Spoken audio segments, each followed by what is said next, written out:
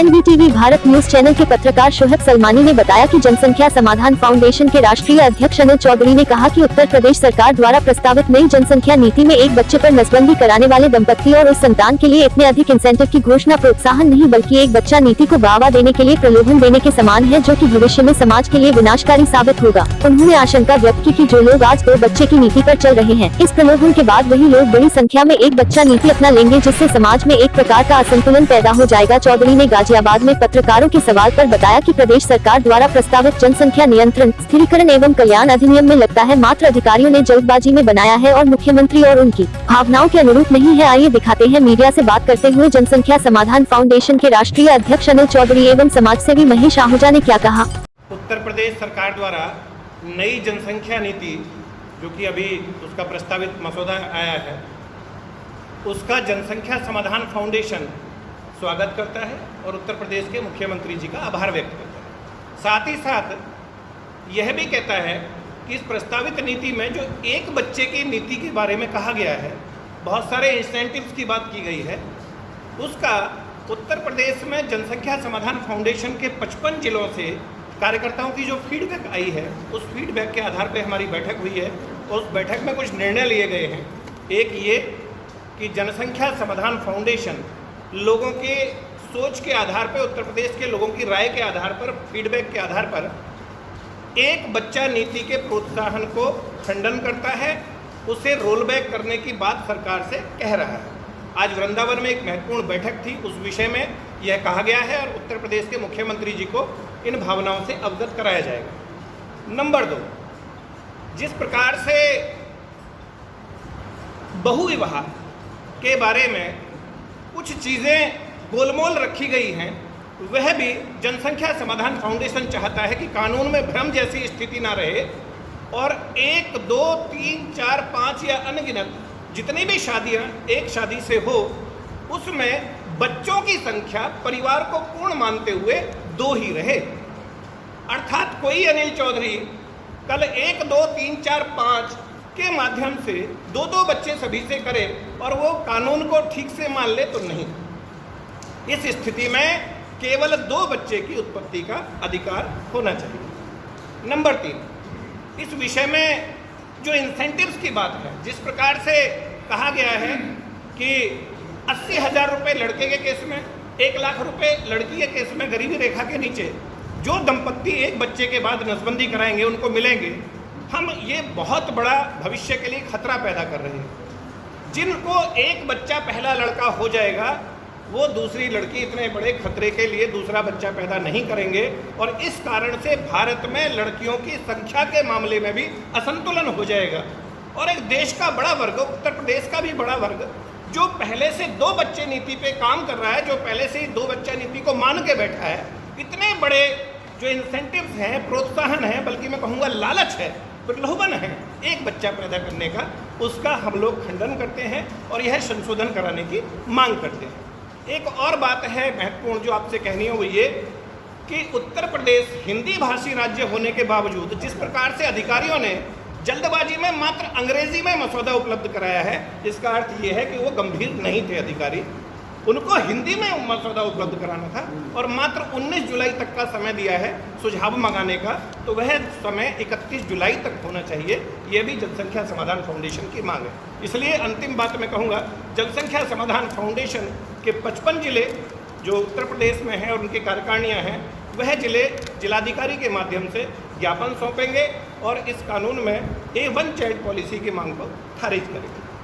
धन्यवाद। तो स्वागत करता हूँ और जैसे हमारे संरक्षक महोदय माननीय डॉक्टर हरपाल सिंह जी ने आपको बताया कि ये हमारा संगठन जनसंख्या समाधान फाउंडेशन पिछले 8 वर्षों से लगातार इस विषय पर काम कर रहा है कि 2 चाइल्ड पॉलिसी बननी चाहिए, जाति से उठकर और धर्म से उठकर ये नियम लागू हो कि 2 बच्चे होने के बाद तीसरे बच्चे पर जितनी भी सरकारी सुविधाएं हैं वो वापस ले ली जाएँ, जितने भी वोटिंग अधिकार है या जो भी राशन वगैरह मिलता है, सारी सुविधाएं वापस ले ली जाए और पदोन्नति वगैरह उनको रोक दी जाए। और चौथी संतान होने पर सजा का प्रावधान हो तो कम से कम 10 साल होना चाहिए। और इस कानून को सरकार सख्ती के साथ पेश आए, सख्ती के साथ लागू करे, ये हमारा नीति है पहले से ही। और आप देख रहे हैं कि इसमें बहुत सी डिबेट आ रही हैं आजकल, और दूसरी तरफ से भी जो लोग पॉपुलेशन बढ़ाकर हमारे देश के अंदर कब्जा करना चाहते हैं, मैं तो कहता हूं कि हमारे देश में नहीं पूरे विश्व में सब जगह उनकी यही स्थिति है। तो मैं उन लोगों को कहना चाहता हूं, जैसे डॉक्टर साहब ने बताया कि हमारे यहाँ ज़मीन पूरे विश्व के भूभाग की 18% है और जनसंख्या 18% है, भूभाग और जो ज़मीन है 2.4% है।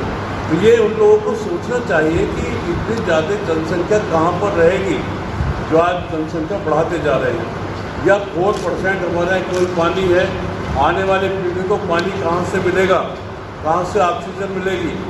तो उनको सोचना चाहिए कि ये नीति सभी पर लागू हो रही है और सभी को इसको मानना चाहिए। और साथ ही साथ मैं ये भी देखता हूँ कि बहुत से मुल्ला जी, मौलवी जी ये कहते हैं कि ये तो अल्लाह की देन है। तो मैं उनको कहना चाहता हूँ कि ये तो हमारी भी ईश्वर की देन है। हमारे यहाँ तो कहते हैं जो ईश्वर करता है ठीक करता है, हमारे यहाँ भगवान की देन है। और इतिहास भरा पड़ा है, हमारे तो साधु महात्मा ऋषि मुनि सबके परिवार होते थे, हजार बच्चे होते थे। कौरवों को आप देख लीजिए, वो भी 100 भाई थे। ऐसे इतिहास से बहुत है। लेकिन जब कांग्रेस सरकार ने इस पर रोक लगाने का प्रयास किया, हमारे दो ये नीति अपनाई, तो हिंदू समाज के लोगों ने राष्ट्रहित को सम्मान करते हुए, राष्ट्रहित को सर्वोपरि मानते हुए इस चीज़ को अपना लिया। लेकिन दूसरा वर्ग जो मैं खुलेआम कहना चाहता हूँ, मुस्लिम वर्ग और उल्टा जब से जनसंख्या बढ़ाने पर लगा हुआ है, देश की स्थिति आज बहुत ही नाजुक मोड़ में पहुँच गई है। आप देख रहे हैं कि कोरोना काल में लोगों को दवाई नहीं मिली, ऑक्सीजन नहीं मिली, बेड नहीं मिले, हॉस्पिटल नहीं मिले। तो ऐसी स्थिति में ये लोग तो कह रहे हैं कि भाई अल्लाह की देन है, और मैं कहता हूँ कि अल्लाह की देन तो सबको ईश्वर ने एक जैसी बनाया है। भाई आपने भी उसको तोड़ने फोड़ने जरूरत क्या थी, फिर आपको खतने कराने की जरूरत नहीं थी, आपको और बहुत सी चीज़ें वो नहीं करानी चाहिए थी।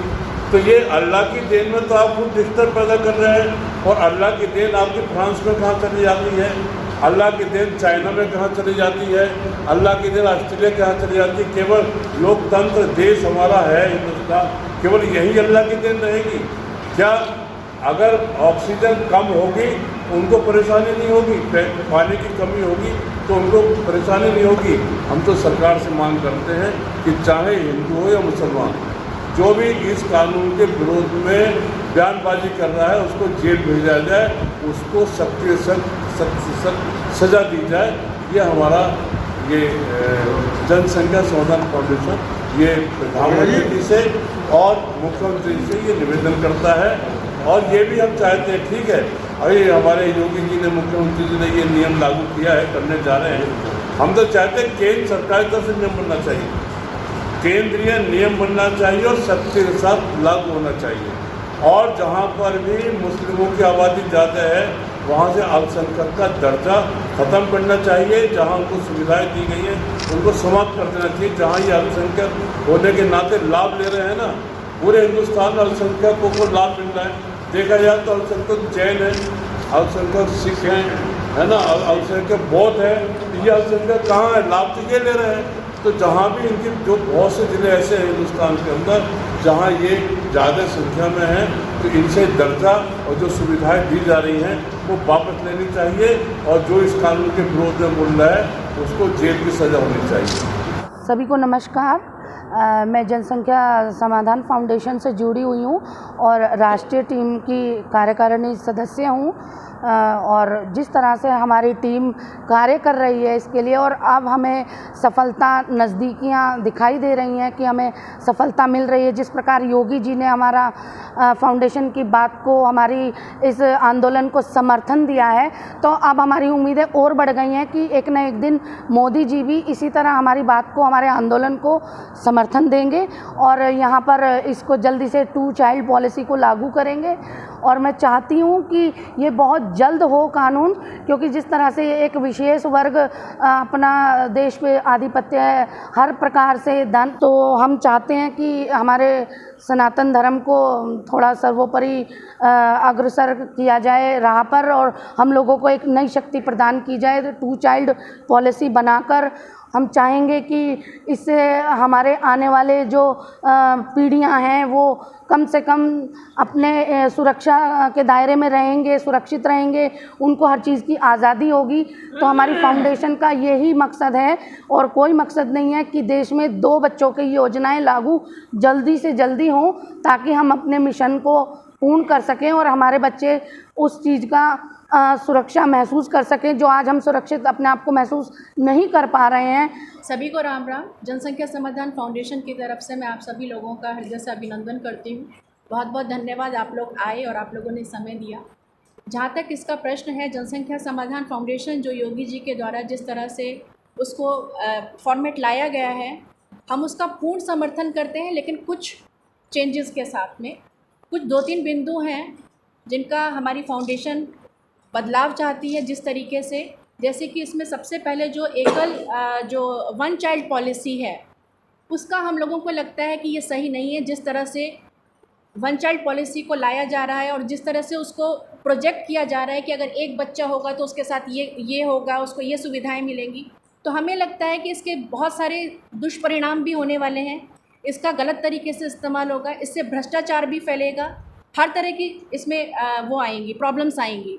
दूसरी चीज़ है, जो ड्राफ्ट अभी प्रस्तुत किया गया है उसको अंग्रेज़ी में प्रस्तुत किया गया है। उत्तर प्रदेश में जो बहुसंख्यक हैं वो हिंदी समझते हैं और हिंदी बोलते हैं, तो ये भी एक प्रस्ताव रखा गया है फाउंडेशन की तरफ से कि हम लोग उनसे प्रार्थना करते हैं योगी जी से कि एक ऐसा ड्राफ्ट हो जो हिंदी में भी हो और हर व्यक्ति उसको पढ़ सके और उसकी गंभीरता को समझ सके।